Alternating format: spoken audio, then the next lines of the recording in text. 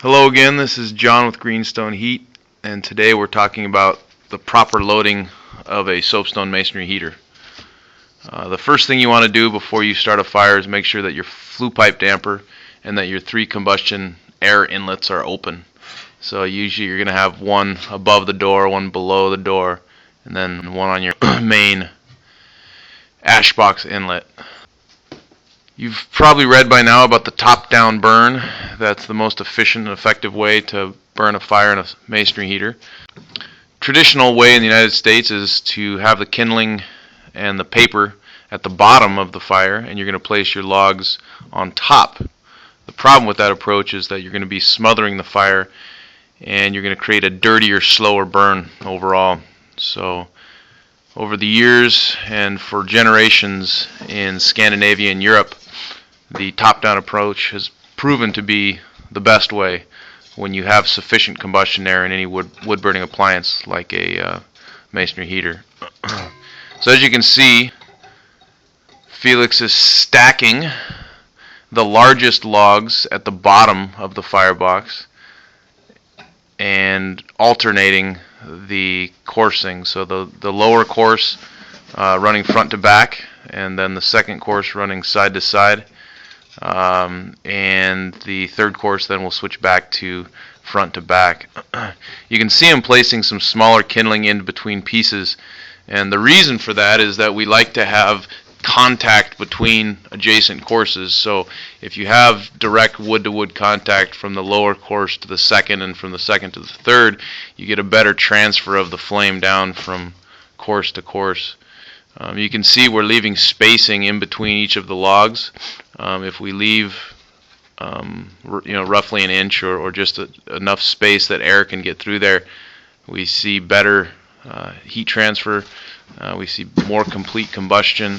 So you can see the logs at the bottom are going to be the largest.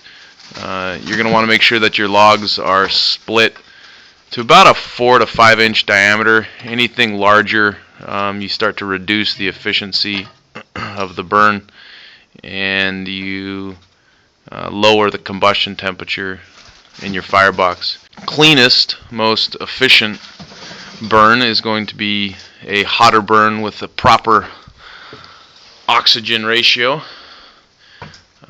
Most of your masonry heaters are going to have a 16-inch firebox, at least one of the dimensions. This Socorro, which is one of our medium-sized masonry heaters, has a 16 by 16 by 16 inch firebox. A 14 or a 15-inch log works best. Leaves you a little space between each side of the firebox, and makes for easy horizontal loading of your wood. This masonry heater was burned last night, so we already have a nice warm flue pipe and a nice warm firebox. So the starting of the fire is going to be fairly simple. Won't be any downdraft in the flue pipe. If you're starting with a really cold flue pipe, sometimes you're going to struggle a little bit, especially on these bottom rear exit flue pipes. Now you can see that it's a little bit counterintuitive to think that the flames are going to want to rise. And it's counterintuitive to put the paper and the kindling at the top of your wood stack. So the reason that the top-down burn approach works really well is that we have sufficient combustion air. We have a good amount of combustion air coming from through the louvers and the ash box door here down below, and then we also have the air wash, which is the lower handle on the door. And then we have the overfire air as well.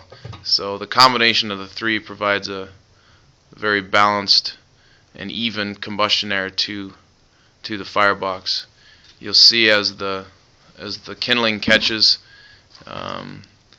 the smallest logs at the top will be the next to catch, and in the places that we have the best contact between courses, you'll see those courses catching first. One of the things that we found is that if you leave your logs whole, if you don't split your logs, you have a couple different issues.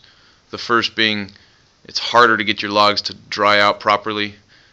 You'll even with a year or two of seasoning, you can still have in excess of 20% moisture content. We like to keep the moisture content 18% or below. You can see the flames drawing down from the kindling and starting to light the first course of smaller logs. All masonry heaters are going to have a varying degree of surface temperatures.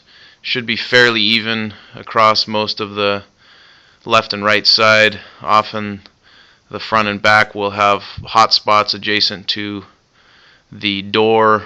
For the most part, your heater will have temperatures overall in the 155 to 185 Fahrenheit range, which is ideal for radiant heat transfer. You can see the fire slowly being pulled down into the second and third course of the larger logs. But this top-down approach is crucial in minimizing pollution, creating the highest combustion temperatures, and getting the full efficiency of your masonry heater.